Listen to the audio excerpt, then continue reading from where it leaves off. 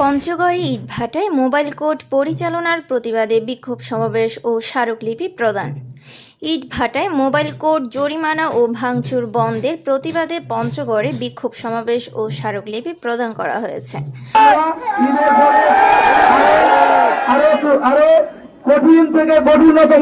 মঙ্গলবার 11 মার্চ দুপুরে বাংলাদেশ ইট প্রস্তুতকারী মালিক সমিতির পঞ্চগড় জেলা শাখার আয়োজনে জেলা শহরের চৌরঙ্গী মোড় থেকে একটি বিক্ষোভ মিছিল বের হয়ে জেলা প্রশাসকের কার্যালয়ের সামনে গিয়ে শেষ হয়।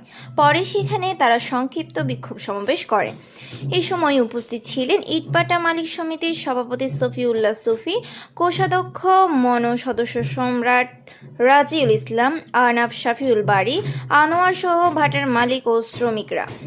এবং আমাদের উক্ত দাবি সমূহ নিয়ে সংশ্লিষ্ট কর্তৃপক্ষ আমাদের সাথে যদি আলোচনায় না বসে তবে ঈদের পরে ঢাকায় মহাসমাবেশ এবং প্রধান উপদেষ্টার কার্যালয়ে পদযাত্রা ও স্মারকলিপি প্রদান করার ঘোষণা দিচ্ছি। সমাবেশে বক্তারা বলেন, ইটভাটায় কাস্টমস, ভ্যাট, আয়কর, বাণিজ্যিক হারে জমির খাজনা, BSTI, fire service licence, trade licence সহ বেশ কিছু লাইসেন্স বাবদ প্রতি বছর রাজস্ব দিয়ে আসছে। এছাড়া ইটভাটা পরিচালনার অন্যান্য খাতের জন্য ব্যাংক ঋণ এবং ধারদেনা করেছি।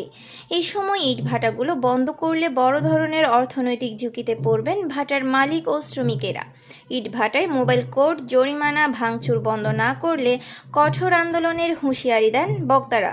সমাবেশ শেষে জেলা প্রশাসক সাবেদ আলীর মাধ্যমে প্রধান উপদেষ্টা এবং পরিবেশ, বন ও জলবায়ু পরিবর্তন মন্ত্রণালয়ের উপদেষ্টা বরাবর স্মারকলিপি প্রদান করে ইটভাটা মালিক সমিতির নেতারা। এনে রবিউল হাসান লিটন, ডাক বাংলা টিভি, পঞ্চগড়।